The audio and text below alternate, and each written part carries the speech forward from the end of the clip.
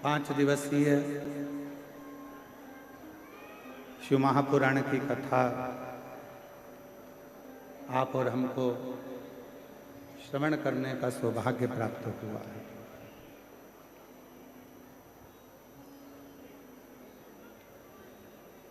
इन 5 दिनों में आप कितना ग्रहण कर सकते हैं, ये आपके ऊपर निर्भर करता है।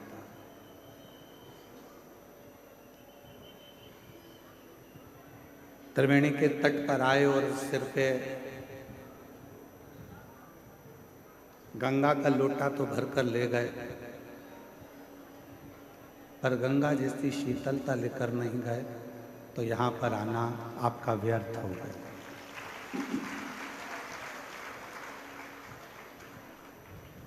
फिर यहाँ आना आपका व्यर्थ है। मूल है त्रिवेणी के संगम पर यदि आप आए हैं और त्रिवेणी के संगम पर यदि आप पहुँचे हैं, तो यहाँ से केवल त्रिवेणी का जल लेकर नहीं, ज्ञान, भक्ति और वैराग्य को सांस लेकर जाए। पीछे आवाज नहीं जा रही है भाई, देखो सेट करो।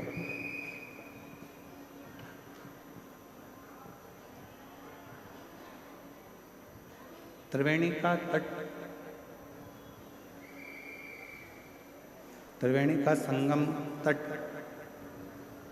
ये हमको, आपको एक ऐसा उपदेश देता है।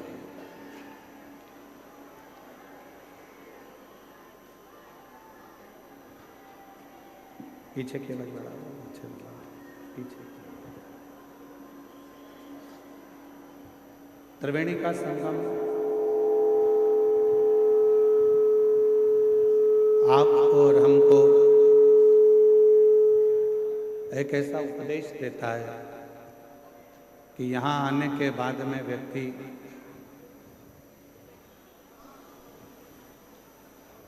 तीन चीजों को पवित्र कर कर जाता है।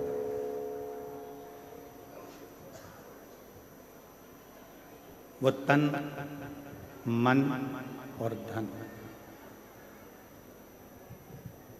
उधर चोंगों की आवाज नहीं जा रही है। जहां कोने कोने पर लोग चारों तरफ बैठे हुए हैं, बाहर की ओर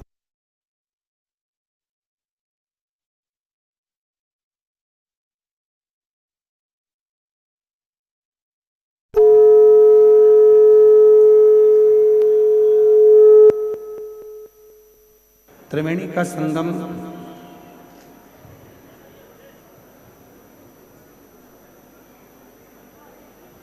तीन पवित्र कर देता है,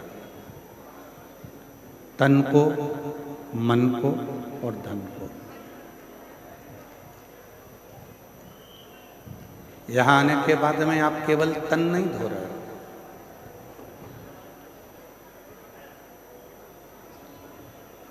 यहां पहुंचने के बाद केवल तन नहीं धोया जा रहा है, यहां आने के बाद में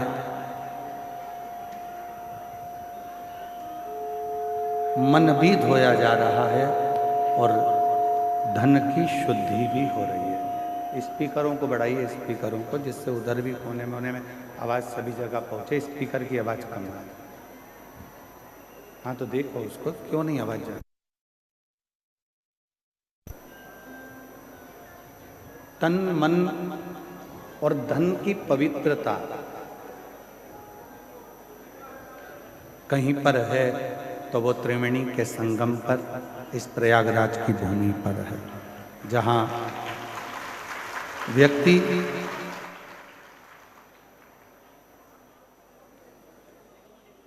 भक्ति को भी प्राप्त करता है,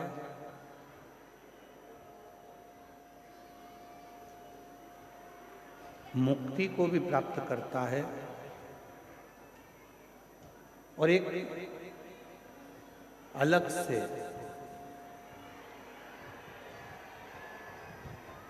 एक तेज पुंज, एक शक्ति, शंभू, आशीष इधर बोलो, सब लोग परेशान हो रहे हैं, इधर अंदर का साउंड क्यों नहीं खुल रहा, कारण क्या है?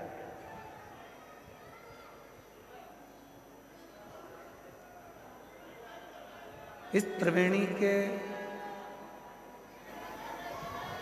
एलईडी वालों से निवेदन है, कृपया एलईडियां चालू करें। प्रांगण की जितनी एलईडी लगी हैं सब चालू करें बीच बीच में। और साउंड वाले भैया थोड़ा साउंड का खोल के रखो। त्रिवेणी का तट एक अलग से ऊर्जा प्रदान करता है। त्रिवेणी का तट एक अलग से बल प्रदान करता है। और हम फिर निवेदन करेंगे कि सारी दुनिया में आप शिव महापुराण की कथा को श्रवण करते हो, और यदि त्रिवेणी के घाट पर बैठकर ये कथा सुनते हो तो तीन चीजें तो मेरा त्रिगुणाकार, त्रिकालदर्शी, त्रिनेत्रधारी, त्रिपुंडधारी, त्रिशूलधारी और त्रिनेत्रधारी भगवान आपको दे ही देगा। बोल बम का नारा है,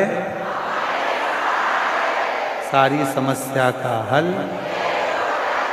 श्री शिवाय। त्रिवेणी के संगम पर त्रिकालदर्शी, त्रिनेत्रधारी, त्रिपुंडधारी,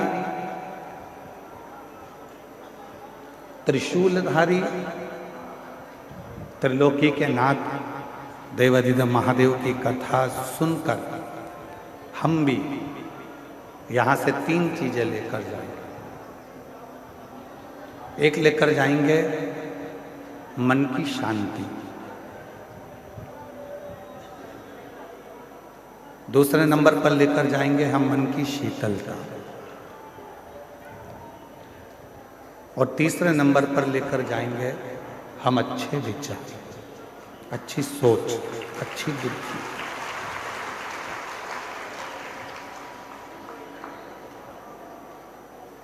क्यों?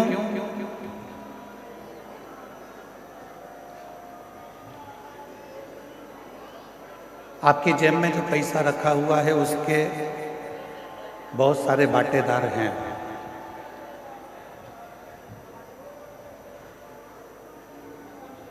आपकी अलमारी में जो पैसा रखा हुआ है उसके भी बहुत सारे हिस्सेदार हैं।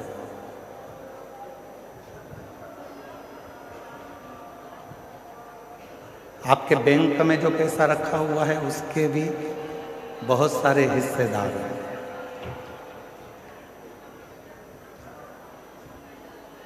आपका प्लाट है उसके भी बहुत सारे हिस्सेदार हैं। आपका मकान है उसके भी बहुत सारे हिस्सेदार हैं।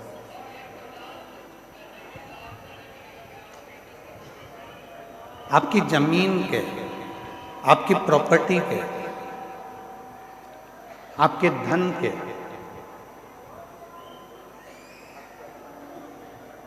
आपकी संपदा के, आपके स्वर्ण के, चांदी के, बर्तन के, कपड़े के बहुत सारे हिस्सेदार हैं।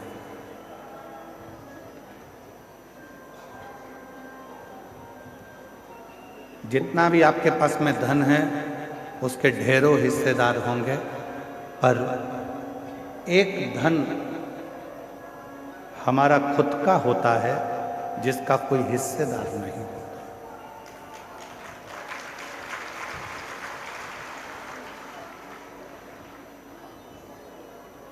सब धन के हिस्सेदार हैं, पर एक धन है, उस धन का कोई हिस्सेदार होता ही नहीं है। वो धन है आपका दुख, आपकी तकलीफ, आपका कष्ट, आपकी बीमारी, आपका रोग। वो धन एक ऐसा धन है जिसका कोई भी हिस्सेदार नहीं बनता। हम आपसे पूछें, प्रयागराज में आई हुई मेरी जीजियों से, मेरे जीजाओं से, मेरी बेटियों से, बेटाओं से, मेरे बुजुर्ग माँ बाप से मैं एक प्रश्न करूं, आपकी कमर में दर्द होता है तो उसका कोई हिस्सेदार होता है क्या? आपके सिर में दर्द होता है तो उसका कोई हिस्सेदार होता है क्या? आपके पलंग के तकिए के नीचे अगर कोई 500 के नोट की गड्डी रखी है तो उसके बहुत सारे हिस्सेदार हैं।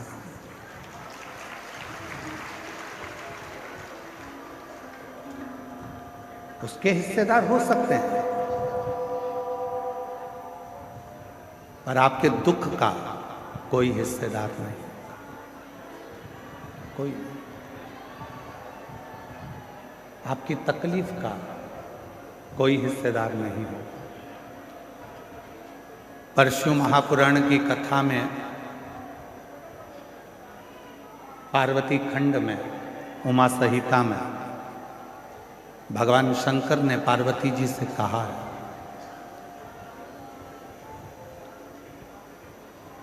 कि दुनिया के लोगों के धन के हिस्सेदार बहुत होंगे, दुनिया के लोगों की प्रॉपर्टी के हिस्सेदार बहुत होंगे, दुनिया के लोगों की संपदा के हिस्सेदार बहुत होंगे, पर पार्वती जो मेरे शिवलिंग पर एक लोटा जल समर्पित करता है उसका दुख का कोई हिस्सेदार नहीं होता, पर जब वो पवित्र मन से मेरे ऊपर एक लोटा जल समर्पित करता है तो उसका दुख का हिस्सेदार मैं स्वयं हूं। उसके दुख का कोई हिस्सेदार होगा तो वो शिव होगा।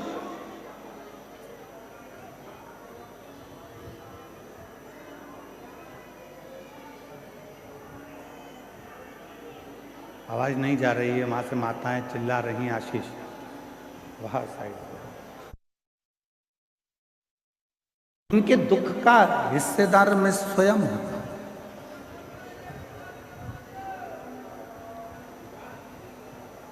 इनके एक आदमी को पीछे भेजो तो वो सुन लेगा वहां से।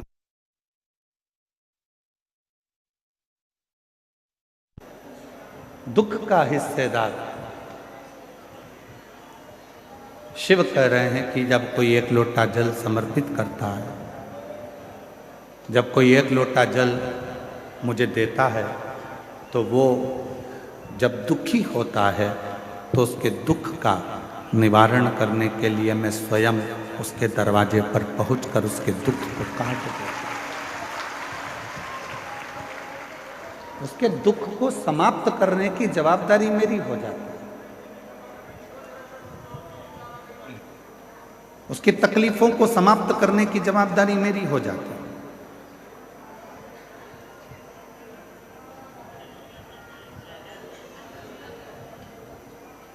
और मेरा तू ही तो हमदर्द है, जिसे हर दर्द कहता हूँ।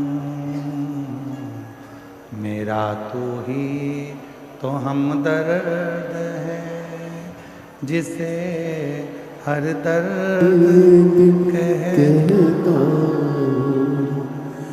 दुनिया के आगे प्रभु चुपचाप में रहता। दुनिया के आगे प्रभु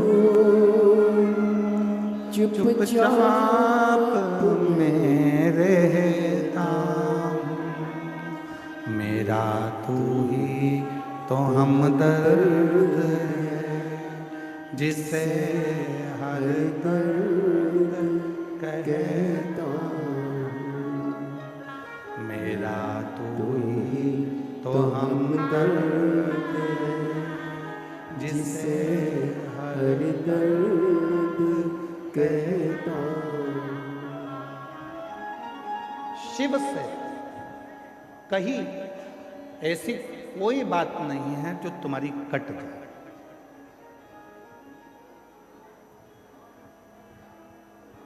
शिव जी से करी हुई प्रार्थना ऐसी कोई नहीं है जो तुम्हारी प्रार्थना को शिव स्वीकार ना करे, शंकर स्वीकार ना करे।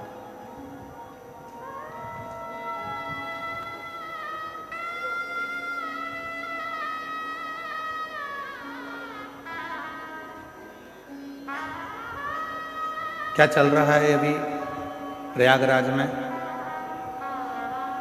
1 महीने का क्या चल रहा है? इसको कुंभ नहीं कहेंगे, इसको कहेंगे माघ मेला।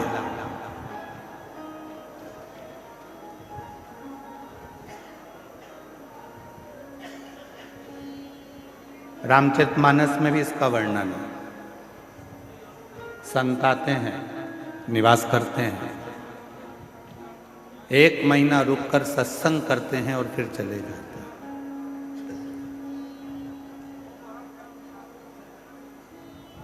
आप क्या करने आए? 2 तरह के संत होते हैं, एक ठेठ का, दूसरा पेट का। जो ठेठ का संत होता है वो एकांत में छिपकर भगवान का भजन करता है, और जो पेट का संत होता है वो छपाकर खाकर अपना गुणगान करता है। 2 तरह के।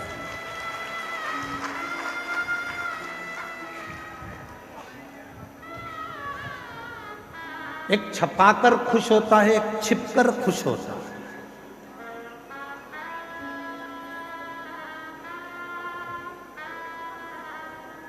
ठेठ का जो संत होता है, जो ठेठ का संत है, वो एकांत में बैठेगा, एकांत में भोजन करेगा, एकांत में भजन करेगा, एकांत में भगवान की भक्ति करेगा। इसलिए जितने कल्पवासी हैं जो यहाँ कल्पवास करने के लिए आए हैं, वो ये नहीं देखते कि मेरे कमरे में जिस टेंट में मैं रह रही हूँ उस टेंट में हीटर लगा है कि नहीं लगा। जो कल्पवास करने वाले हैं वो ये नहीं देखते कि मेरे टेंट के अंदर अच्छी व्यवस्था है कि नहीं। जो कल्पवास करने वाले हैं वो ये देखते हैं, वो ये भी नहीं देखते कि मेरा टेंट बिल्कुल रोड के किनारे है कि नहीं। जो कल्पवासी होते हैं वो कोने में, एकांत में छुपकर अपना तंबू लगाकर उसमें बैठकर राम नाम, कृष्ण नाम, शिव नाम भजते हैं, छिपकर रहते हैं, छपाकर नहीं, सामने आकर नहीं।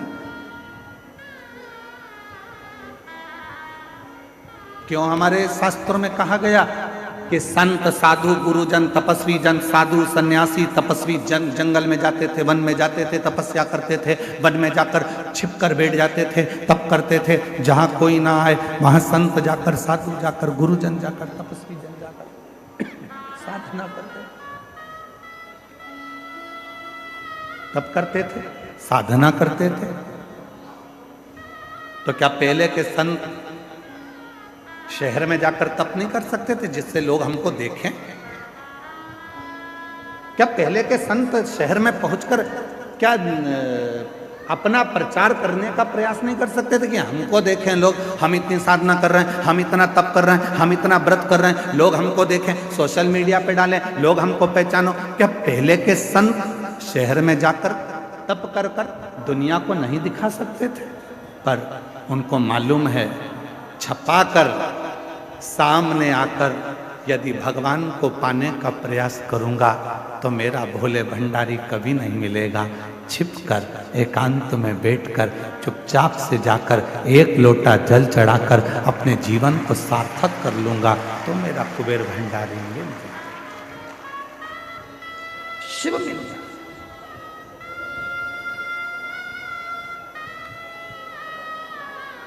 कई लोग कहते हैं गुरुजी हम सवेरे सवेरे तैयार नहीं हो पाते और लोटा लेके मंदिर में पहुंच जाते हैं जल चढ़ाने, चलेगा क्या? हमने कहा चलेगा। तो कहा हम लोटा लेके जैसे मंदिर में जाते हैं तो पंडित जी कहते हैं कि बताओ, लोटे को साफ भी नहीं करा, गंदा लेकर आ गए, काला काला हो रहा है, और खुद भी तैयार नहीं हुई और आ गई 1 लोटा जल चढ़ाने के लिए। तो हमारा निवेदन है, हाथ जोड़कर कह देना, मैं कितनी भी तैयार हो जाऊं, मेरा भोले बाबा मेरे ऊपर के रूप को नहीं देखता, मेरा भोले बाबा तो मेरा मन देखता।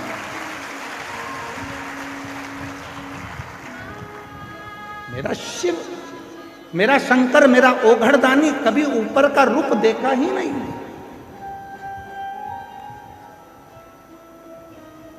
आप कितने सुंदर हो, उसको मतलब नहीं।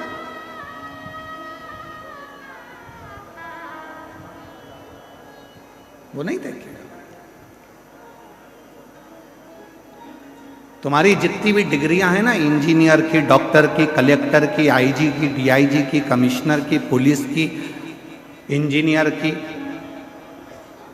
तुम्हारी जितनी डिग्रियां हैं, सारी डिग्रियां केवल पृथ्वी पर देखी जाएगी। वहां तो केवल एक डिग्री देखी जाएगी, तूने पृथ्वी पर जाकर पुण्य कितना करा, सत्कर्म कितना किया, भजन कितना किया, नाम जाप कितना किया, स्मरण कितना किया, कीर्तन कितना किया, मंत्र जाप कितना किया, वो डिग्री उस परमात्मा के यहां देखी जाए।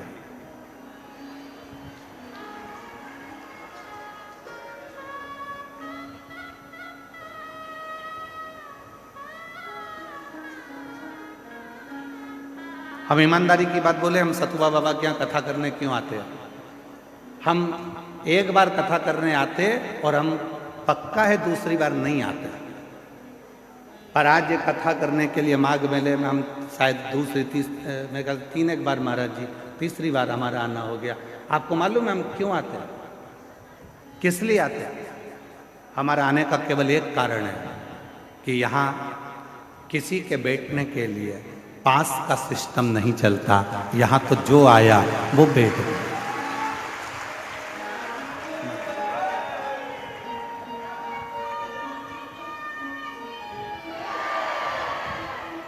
यहाँ हमारा आने का केवल एक कारण है कि यहाँ बहुत सारे बैरिकेड बनाकर, ये नहीं कि जिसने धन दिया वो आगे बैठेगा, जिसने कम दिया वो राइट में बैठेगा, और कम दिया तो वो लेफ्ट में बैठेगा। यहाँ तो महाराज जी की इस सतुआ बाबा जी के शिविर में कथा हो रही है और मैं सतुआ बाबा जी संतोषाचार्य महाराज जी को, जगत गुरु संतोषाचार्य जी महाराज जी को धन्यवाद दूंगा कि उन्होंने चारों तरफ की टीनों को, जो चारों तरफ से बैरिकेड लगे थे, टीन लगी हुई थी, पंडाल एक अंदर की ओर यह आश्रम था, उन्होंने सब दूर की टीन को उखड़वा दिया और कह दिया जहां तक लोग बैठ सके उनको बैठ। यहाँ धन की मूलता नहीं देखी गई कि तुमने पैसा दिया तो तुम आगे आकर बैठोगे, तुमने धन दिया तो तुम आगे आकर बैठोगे। यहाँ कोई बैरिकेड की सुविधा नहीं होती है। यहाँ पर कोई अलग से स्थान नहीं बनता कि तुम्हारे गले में पास दिया जाए और तुम पास लेकर फिर इस कथा में जाकर बैठो। इसलिए इस कथा में हम 3 साल से लगातार आ रहे हैं, क्योंकि यहाँ सतुआ बाबा जी जो कथा या आयोजन कराते हैं वो केवल हर हर महादेव के लिए, देवाधिदेव महादेव के लिए, विश्वनाथ जी के लिए। यह दिखावा नहीं है, यह दिखावे के लिए कोई कथा या सत्संग या संकीर्तन नहीं है।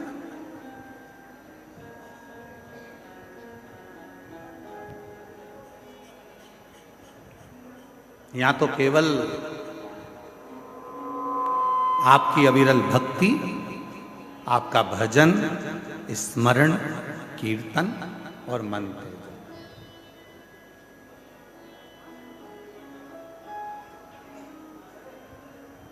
केवल आपका भजन, कीर्तन और मंत्र आप करो।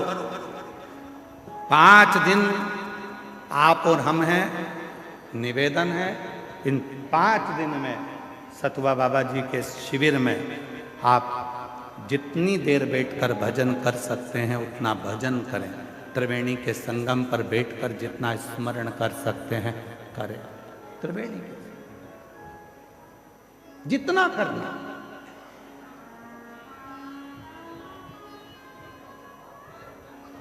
और नहीं तो हम तो एक बार आते और एक बार में देख लेते कि भैया यहाँ तो कुछ अलग बात है, तो फिर हम ना आते। महाराज जी हमारी आदत थोड़ी सी बड़ी गलत है। हम जहाँ देख लेते हैं कि गड़बड़ है तो हम वहाँ जाते नहीं, परंतु हमने देखा यहाँ कोई वीआईपी पास नहीं, कोई वीआईपी ट्रीटमेंट नहीं। और आप लोग यहाँ पंडाल में रात्रि को रुके हो गए, आपसे किसी ने कहा कि 500 रुपये दो, जम के बोलो जरा। नहीं, किसी ने आपसे कहा कि 1000 रुपये दो आगे बैठने का, कोई नहीं। इसीलिए हमारा मन सतुआ बाबा जी के इस शिविर की ओर हर साल खींच कर लेकर आ जाता है और यहाँ कथा कर। महाराज ये भाव आप, और मैं आपको इस चीज के लिए धन्यवाद दूंगा, जितनी सरलता आप में इतने वर्षों में हम दर्शन कर रहे हैं, आपकी ये सरलता पूरी जिंदगी भर रहे और आपका स्नेह सफर है। ये अविरल भक्ति, इसको भक्ति कहते हैं, इसको विश्वास कहते हैं, इसको भरोसा कहते हैं, दृढ़ता। शिव क्या है? मेरे शंकर भगवान के यहां पर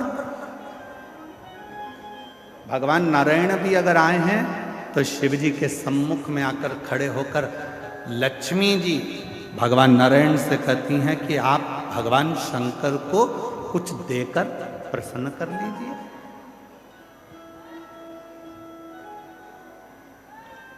आप भगवान शंकर को कुछ दे दो, प्रसन्न हो जाएंगे। ब्रह्मा जी से स्वयं ब्रह्माणी ने कहा आप भगवान शंकर को कुछ दे दीजिए, शंकर जी प्रसन्न हो जाएंगे। इंद्राणी ने इंद्र से कहा कि शिव जी को प्रसन्न करना है तो कुछ दे दीजिए, शिव प्रसन्न हो जाएंगे। तब भगवान नारायण ने लक्ष्मी जी से कहा शिव को प्रसन्न करने के लिए धन, दौलत, संपदा, वैभव देने की जरूरत नहीं है। शिव को अगर कुछ देना है तो अपने चलते हुए समय में से, अपनी चलती हुई श्वास में से, अपने चलते हुए जीवन में से 2 क्षण राम नाम का दे दीजिए, शिव जी आपके हो जाएंगे। केवल राम नाम, केवल कृष्ण नाम, केवल भगवत नाम, केवल भजन स्मरण शिव को दे दो, शिव तुम्हारा हो जाए।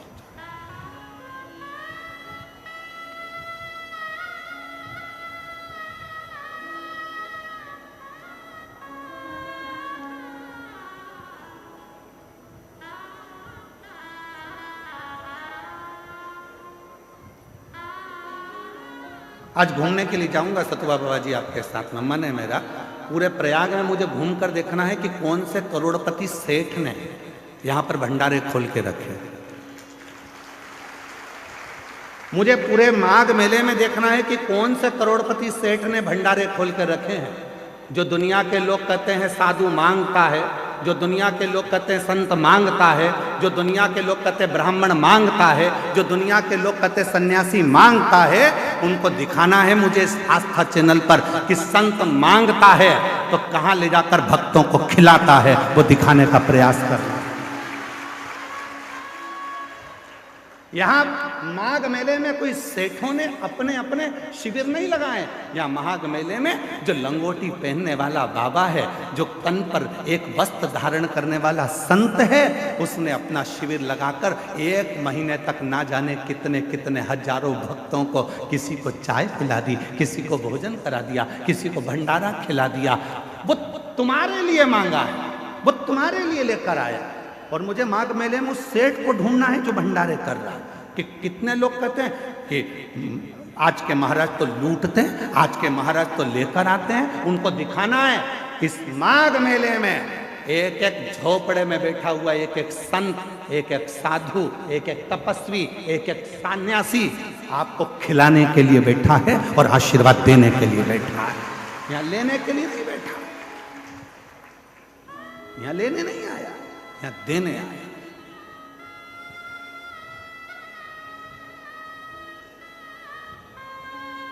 और कोई कोई कहते हैं बाबाओं के पास इतना माल कहां से आता है, क्योंकि बाबाओं के पास एक काम है, बाबा जितना देता है उतना ऊपर वाला उसको देता है। तुम देना चालू करो, बाबा जैसा तुम्हें भी देना चालू कर देगा। तुम संत नामदेव जी महाराज से कहा गया कि नामदेव जी महाराज एक बात बताओ, तुम्हारे झोपड़े में आग लग गई थी, तुम्हारा झोपड़ा जल गया था, तुम्हारा घर जल गया था, फिर रात भर में तुम्हारा घर बनाया किसने? तो एक काम करो, नामदेव जी ने कहा मेरे रिश्तेदार आए थे उन्होंने बना दिया, तो हमारा भी घर बनवा दो तुम्हारे रिश्तेदार से। तो नामदेव जी ने कहा लगाओ आग अपने घर में, तुम अपने घर में आग लगाओ, वो बना कर जाएगा। तुम भी तो एक बार लुटाना प्रारंभ करो। देना प्रारंभ करो। जब दोनों हाथ से तुम देना प्रारंभ करोगे तो हजारों हाथ से वो देना तुम्हें प्रारंभ कर देगा। तुम देव तो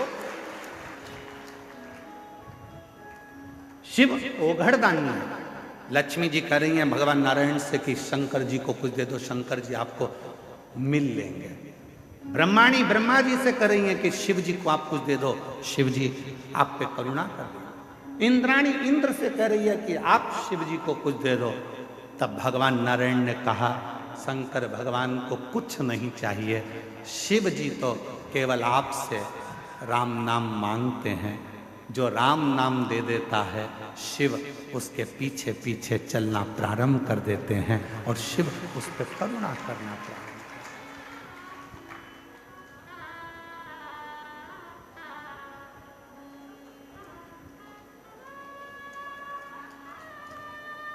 ऐसे दयालु नाथ से रिश्ता बनाइए,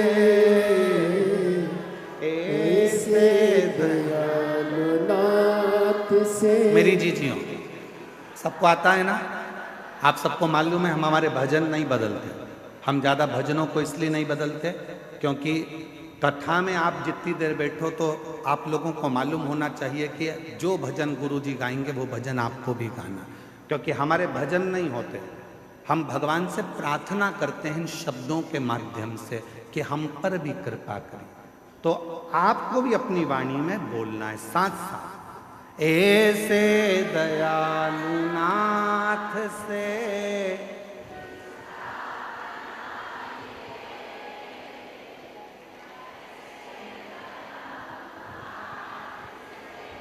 रिश्ता बना मिलता रहेगा आपको जो कुछ भी चाहिए, मिलता रहेगा आपको जो कुछ भी चाहिए। मांगा है भोले वरदान एक ही,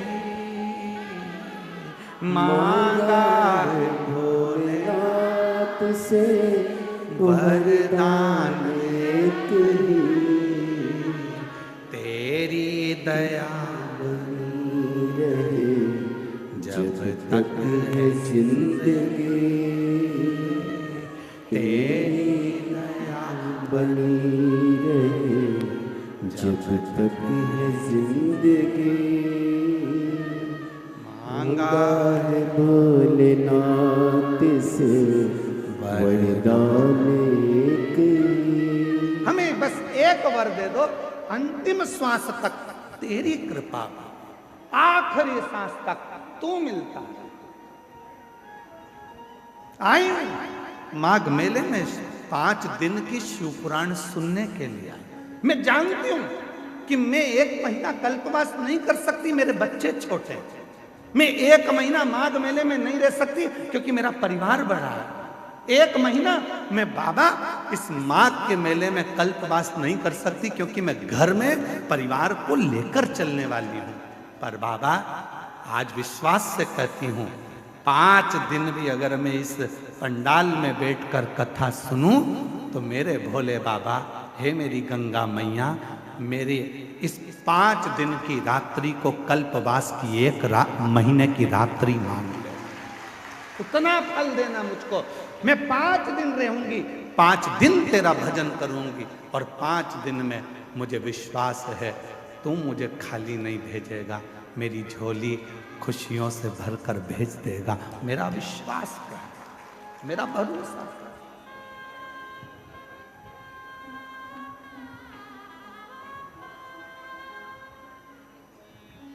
एक माँ ने अपना पत्र लिखा है कि मेरी, देखो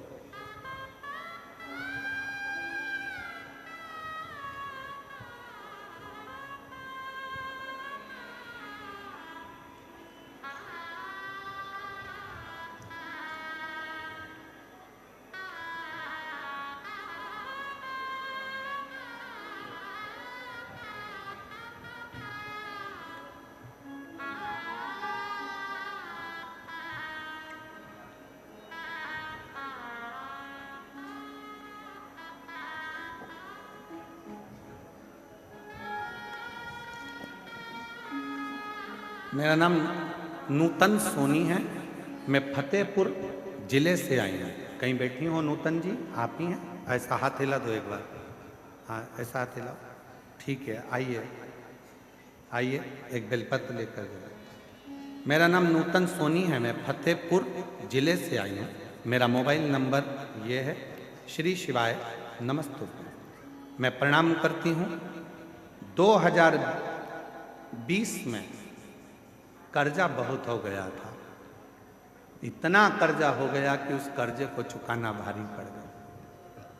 बढ़ता बढ़ता कर्जा और लाखों में बढ़ गया, दुगना तिगना चौगना। किससे कहूं? तब कर्जा बढ़ते बढ़ते जब लाखों में और ज्यादा, 20 लाख से भी ज्यादा और बढ़ता चले गया। जैसे जैसे साल निकल रहे थे कर्जा तिगना चौगना होते जा रहा था। तब किसी ने कहा कि वो सियोर वाला बाबा कथा कहता है, उसके पंडाल में बैठकर जो मांगा जाता है वो मिलता है। आ गई प्रयागराज के कुंभ के मेले में, पंडाल में बैठ गई। मुझे नहीं मालूम था, मैं मेले में फंसती फंसाती एक दिन कथा में पहुंचकर बाबा से विनय करी, झोली पसार कर कहा, मेरा कर्जा बहुत ज्यादा हो गया है, तुझे चुकाना। आप कहते हो कि पंडाल की मिट्टी को भी सिर से लगाना। मैं तो उठाकर ले गई पंडाल की मिट्टी को। गुरुदेव, अब जरा पत्र को आप यहां पर देखिएगा। मात्र जाने के 15 दिन हुए हैं। एलईडी पर पत्र चल रहा है कि नहीं चल रहा? चल रहा? नहीं चल रहा? आस्था पे है, एलईडी पर क्यों चल रहा? ठीक है, कल चल जाएगा। प्रयास करिए यहाँ के लोग भी पत्र को पढ़ें। आस्था पे चल रहा है पत्र, ध्यान दीजिएगा। और एलईडी पर कल से चल जाएगा। 15 दिन, केवल 15 दिन निकले। ना जाने वो पंडाल की मिट्टी में क्या था। और 15 दिन के बाद मेरा धीरे धीरे कर कर 20-20 लाख का कर्जा मेरे बाबा ने जो चुकाना चालू करा। आज मैं पूरे कर्जे से मुक्त होकर बाबा की कथा को सुनने के लिए पंडाल में बैठी हूं। ये शिव की लीला। आज एक भी कर्जा मेरे माथे पर नहीं, एक कर्जा मेरे मस्तक पर नहीं।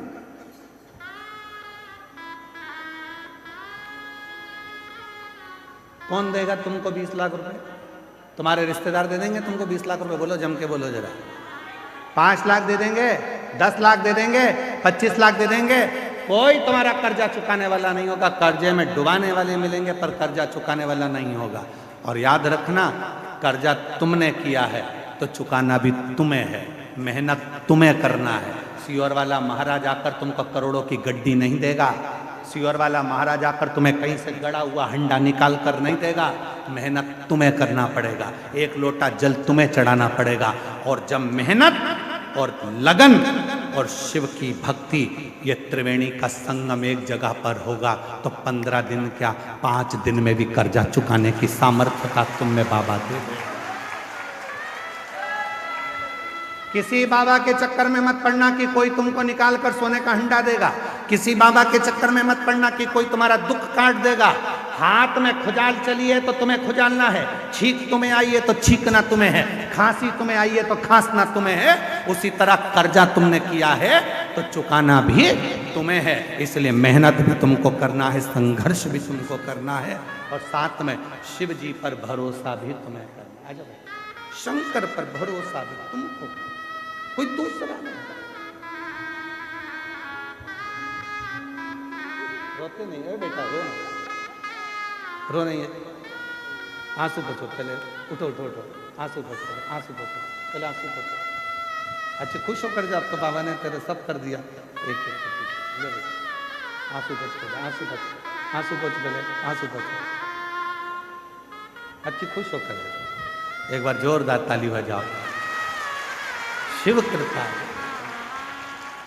ऐसे दयालुनाथ से रिश्ता बनाइए, ऐसे दयालुनाथ से रिश्ता बनाइए। मिलता रहेगा आपको जो कुछ भी चाहिए, मिलता रहेगा आपको जो कुछ भी चाहिए। ऐसा करिश्मा होगा जो हुआ कभी नहीं, ऐसा करिश्मा होगा जो हुआ कभी नहीं। मांगा है भोलेनाथ से वरदान एक, मांगा है शंभुनाथ से वरदान एक।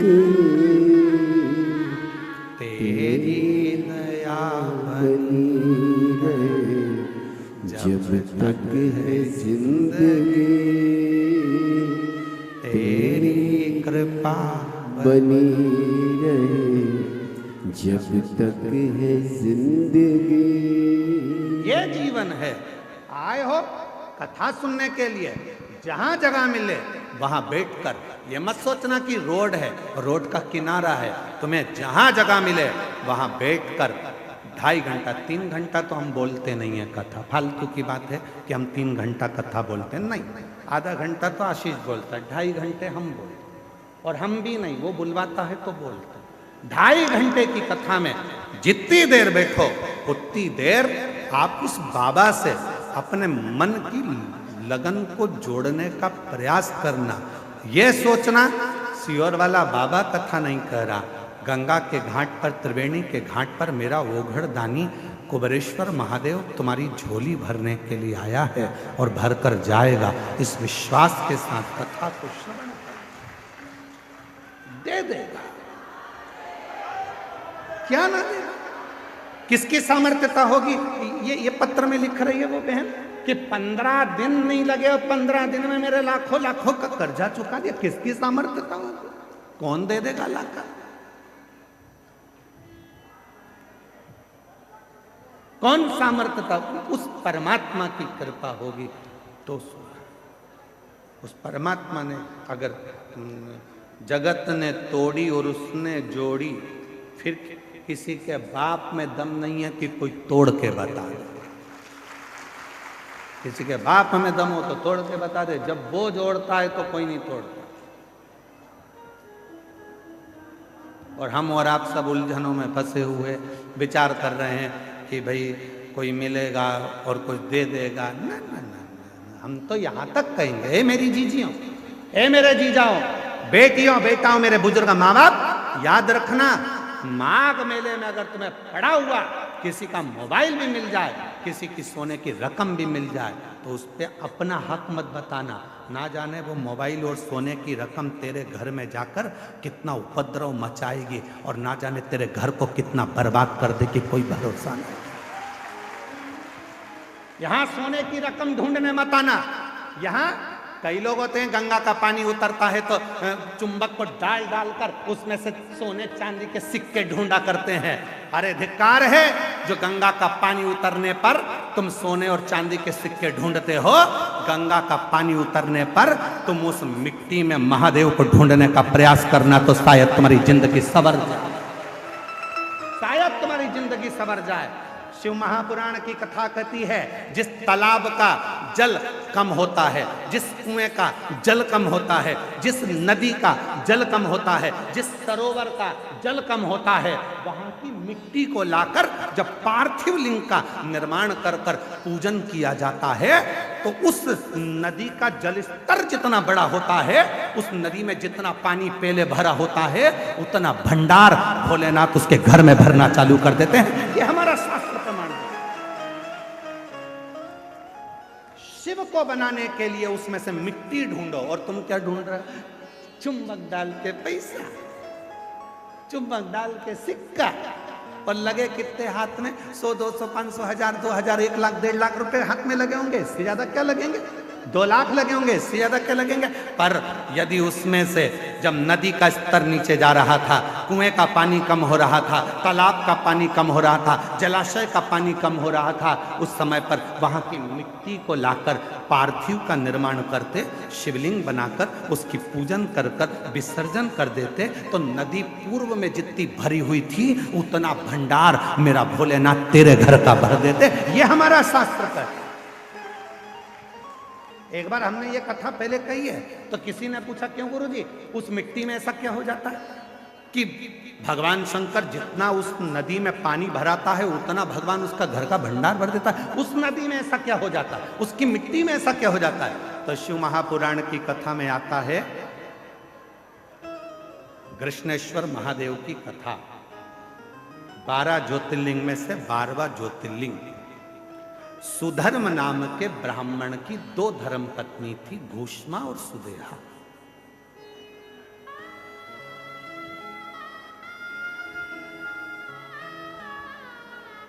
आप लोगों के मन में भी संशय होगा कि नदी का पानी उतरता है तो उसकी मिट्टी का शिवलिंग क्यों बनाया जाता है, उसका फल क्यों इतना कि भगवान का भंडार भर देता है। नदी, तालाब, बावड़ी, कुआं का पानी कम होता है तो उसकी मिट्टी को निकालकर उसका शिवलिंग बनाकर पूजन करने का फल क्या होता है? तो सुनो कृष्णेश्वर महादेव की कथा। सुधर्म नाम के ब्राह्मण की 2 धर्म पत्नियां थी, सुदेहा, घूष्मा। 2। सुदेहा के घर में संतान नहीं है और घूष्मा के घर में एक बेटे ने जन्म लिया। बेटे ने जन्म लिया तो सुदेहा का मुख उतर गया, मेरे गर्भ से औलाद नहीं हुई, और घूष्मा को औलाद हो गई।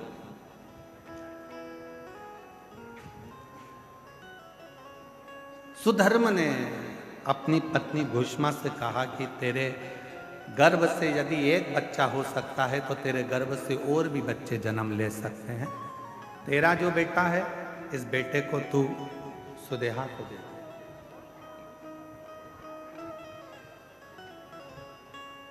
इस बेटे को तू सुदेहा को दे दे। सुदेहा को, हाँ ठीक है। उत्सव रखा बड़ा भारी और घूष्मा ने अपने बेटे को सुदेहा की गोद में दे दिया।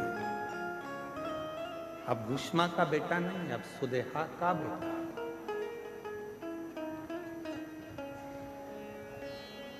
सुदेहा का बेटा। धीरे धीरे बच्चे को पाल पोस कर सुदेहा ने बड़ा किया। वो बच्चा जब बड़ा हो गया, उसका विवाह हो गया, बहू घर में आ गई। बहू आई तो बहू को मालूम पड़ा कि मेरी असली सास तो घूष्मा है। सुदेहा की गोद में मेरे पति को दिया गया, पर सास तो घूष्मा। अब वो सुदेहा को कम मानती है और घूष्मा को ज्यादा मानती है। घूष्मा के लिए चाय लेकर जाए, भोजन लेकर जाए, नाश्ता लेकर जाए, पाँव पड़े, सुदेहा को पूछे नहीं। सुदेहा को गुस्सा आ गया, बहू मेरी और पूछ रही घूष्मा। बेटा ही नहीं रहेगा तो बहू किस काम की? रात को सोया था बेटा, बहू गई थी मायके और बेटा सोया था। तभी सुदेहा ने अपने बेटे के तलवार से काट काट के टुकड़े कर दिए, कपड़े में बांध लिए, सिर पे पोटली रखी, तालाब में फेंक। तालाब में फेंक, एक बावड़ी में, एक तालाब में। उस टुकड़े करे हुए शरीर को जब फेंका, सुदेहा आ गई। समय निकला, तालाब का जल नीचे जा रहा था और घूष्मा उसी सरोवर की मिट्टी को लाकर उसका शिवलिंग बनाकर पूजन कर मिट्टी के शिवलिंग को, पार्थिव शिवलिंग को सिर पे रखकर चली और तालाब में विसर्जन करने चली। मन में आया, बाबा बहुत दिन से मैंने अपने बेटे को नहीं देखा, ना जाने बेटा कहाँ चले गया, दिखता ही नहीं। बस वो पार्थिव शिवलिंग तालाब में गया। थोड़े से पानी में जो पानी का स्तर गिर रहा था, टुकड़े टुकड़े हुए हुए बेटा कई दिन पहले मरा था, वही बेटा तैरता हुआ बाहर निकल कर आ गया।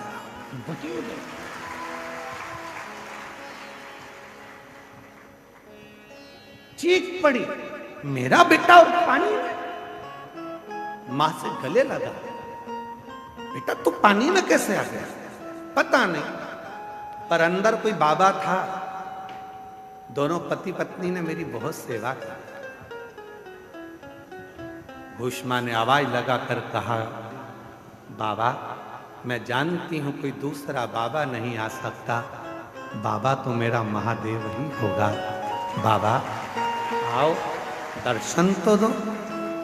तब मेरे भोलेनाथ निकल कर बाहर आए और कहा, भूष्मा जिस सरोवर में ना जाने कितने पार्थिव शिवलिंगों का निर्माण होकर विसर्जन हुआ, वो मिट्टी इस सरोवर में जमती चली गई और उसी मिट्टी के भाग से तूने मेरे शिवलिंग का निर्माण करा। तो जितने जितने पार्थिव लोगों ने पूर्व में बनाए थे, उन सब का कण कण मिलकर तूने मेरी आराधना करी, तो तेरा मरा हुआ बेटा भी जिंदा तुझे प्राप्त हो,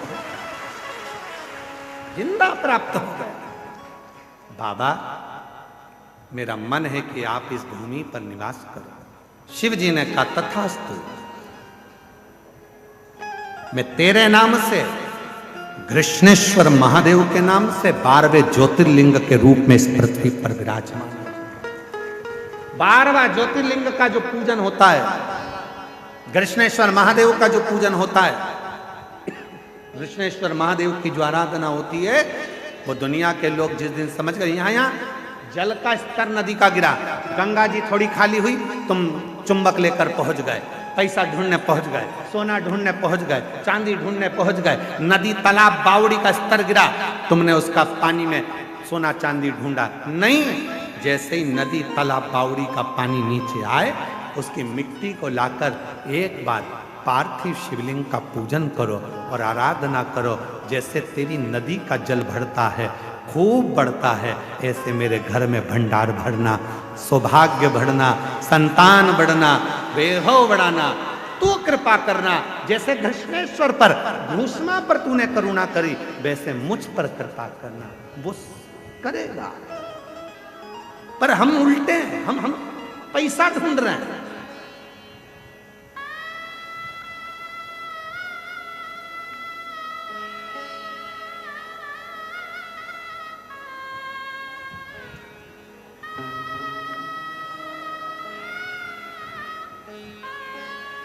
यहां 2 तरह के लोग आते हैं गंगा का स्नान करने के लिए त्रिवेणी के घाट पर।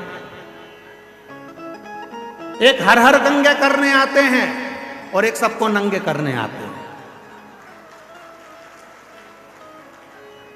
यहां त्रिवेणी के घाट पर 2 तरह के लोग आते हैं। एक हर हर गंगे करने आते हैं, बिना कोई भी विचार करे, बस गंगा का स्नान, पूजन अर्चना, ध्यान, आराधना, साधना, स्मरण, भक्ति, छिपकर छुपाकर नाम जप करना, भोजन भंडारा कराना और चले जाना। और दूसरे तरह के आते हैं, सबको नंगे करने। ये गया गंगा के जल में और वो गया चुपचाप से तुम्हारे कपड़े मपड़े भरे, और तुम बाहर निकलते सी पूछो कपड़े रखे थे, तो बाहर खड़े हुए बोले तुम कर रहे थे हर हर गंगे, वो कर रहे थे तुम्हें नंगे। गया ले।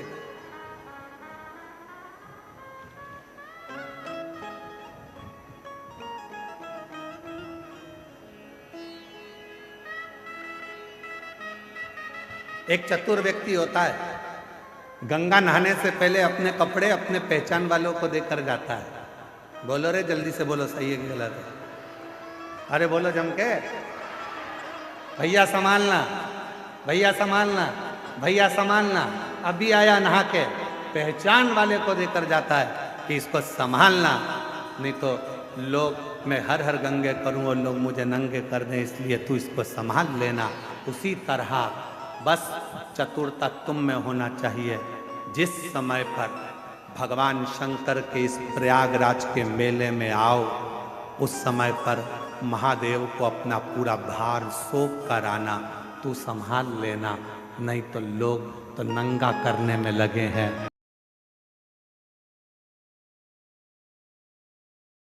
मैं हर हर गंगे करूं और लोग कुछ करें, तू संभाल लेना। तेरे भरोसे आया, तेरे, मैं किसी और के सहारे नहीं, भरोसे नहीं। मेरा तू ही तो हमदर्द जिसे हर दर्द कहता